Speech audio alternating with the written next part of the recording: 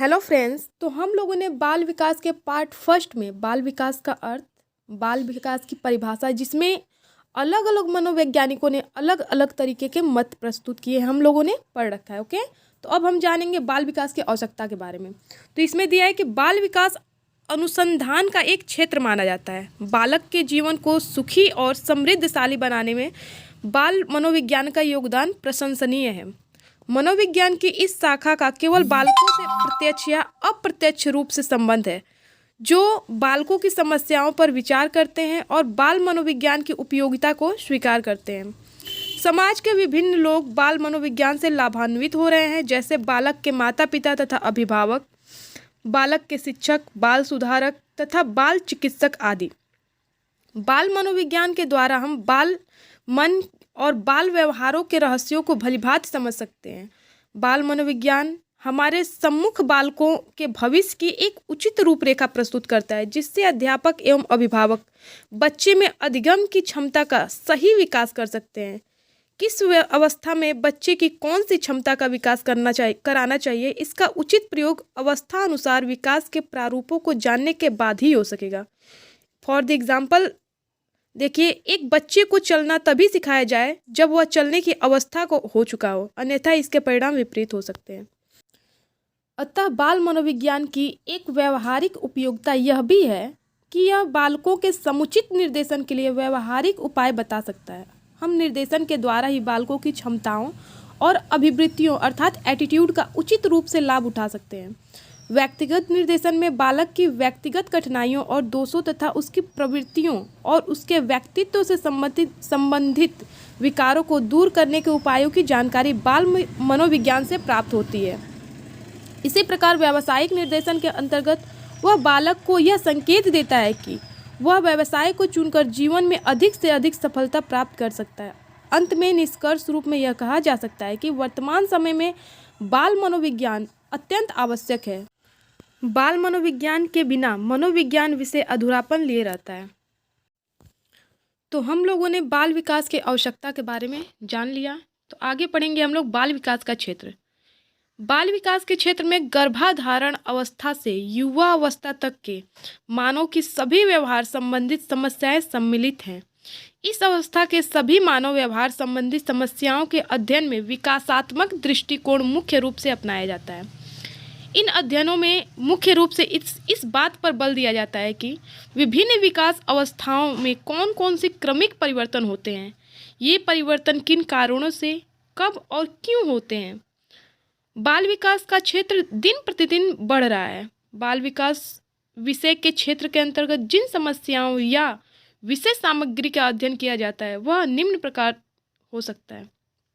First है वातावरण और बालक।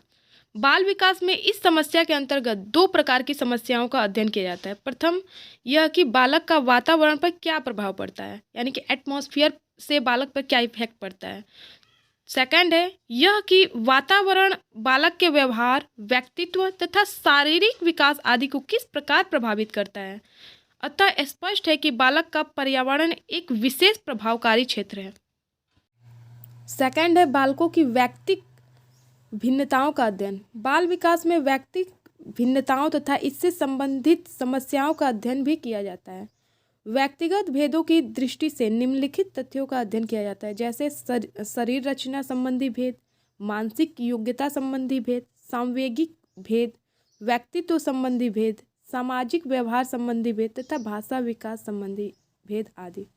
थर्ड है मानसिक प्रक्रियाएं। बाल विकास में बालक की विभिन्न मानसिक प्रक्रियाओं का अध्ययन भी किया जाता है, जैसे प्रत्यक्षीकरण यानी परसेप्शन, सीखना, लर्निंग, कल्पना, स्मृति, चिंतन, साहचर्य आदि। इन सभी मानसिक प्रक्रियाओं का अध्ययन दो समस्याओं के रूप में किया जाता है। फर्स्ट है कि यह कि विभिन्न आयु स्तरों पर बालक की यह विभिन्न मानसिक प्रक्रियाएं किस रूप में पाई जाती हैं, इनकी क्या गति है। सेकंड है यह कि मानसिक प्रक्रियाओं का विकास कैसे होता है तथा इनके विकास को कौन कौन से कारक प्रभावित करते हैं। फोर्थ है बालक बालिकाओं का मापन। बाल विकास के क्षेत्र में बालकों की विभिन्न मानसिक और शारीरिक मापन तथा मूल्यांकन से संबंधित समस्याओं का अध्ययन भी किया जाता है। मापन से तात्पर्य है कि इन क्षेत्रों में उसकी समस्याएं क्या हैं और उनका निराकरण कैसे किया जा सकता है, यानी सॉल्यूशन कैसे किया जा सकता है। फिफ्थ है बाल व्यवहार और अंतःक्रियाएं। बाल विकास के अध्ययन क्षेत्र में अनेक प्रकार की अंतःक्रियाओं का अध्ययन भी होता है। बालक का व्यवहार गतिशील होता है तथा उसकी विभिन्न शारीरिक और मानसिक योग्यताओं और विशेषताओं में क्रमिक विकास होता रहता है। अतः स्वाभाविक है कि बालक और उसके वातावरण में समय समय पर अंतःक्रियाएं होती रहें। एक बालक की ये अंतःक्रियाएं सहयोग, व्यवस्थापन, सामाजिक संगठन या संघर्ष, तनाव और विरोधी प्रकार की भी हो सकती है। बाल मनोविज्ञान में इस समस्या का भी अध्ययन होता है कि विभिन्न विकास अवस्थाओं में बालक की विभिन्न अंतःक्रियाओं में कौन कौन से और क्या क्या क्रमिक परिवर्तन होते हैं तथा इन परिवर्तनों की गतिशीलता किस प्रकार की है। नेक्स्ट है समायोजन संबंधित समस्याएं। बाल विकास में बालक के विभिन्न प्रकार की समायोजन समस्याओं का अध्ययन भी किया जाता है। साथ ही इस समस्या का अध्ययन भी किया जाता है कि भिन्न भिन्न समायोजन क्षेत्रों जैसे पारिवारिक समायोजन, संवेगात्मक समायोजन, शैक्षिक समायोजन, स्वास्थ्य समायोजन आदि में भिन्न भिन्न आयु स्तरों पर बालक का क्या और किस प्रकार का समायोजन है। इस क्षेत्र में कुछ समायोजित व्यवहार का भी अध्ययन किया जाता है। नेक्स्ट है विशिष्ट बालकों का अध्ययन।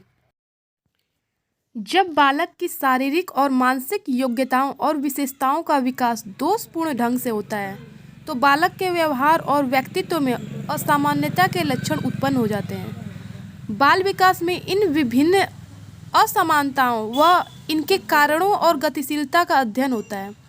विशिष्ट बालक की श्रेणी में निम्न बालक आते हैं, जैसे शारीरिक रूप से अस्वस्थ रहने वाले बालक, पिछड़े बालक, अपराधी बालक एवं समस्यात्मक बालक आदि। नेक्स्ट है अभिभावक बालक संबंध।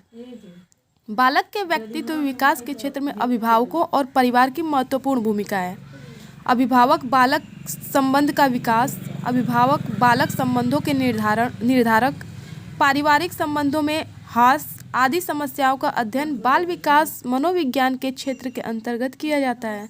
इस प्रकार हम कह सकते हैं कि गर्भावस्था से किशोरावस्था तक की सभी समस्याएं बाल विकास की परिसीमा या क्षेत्र में आती है।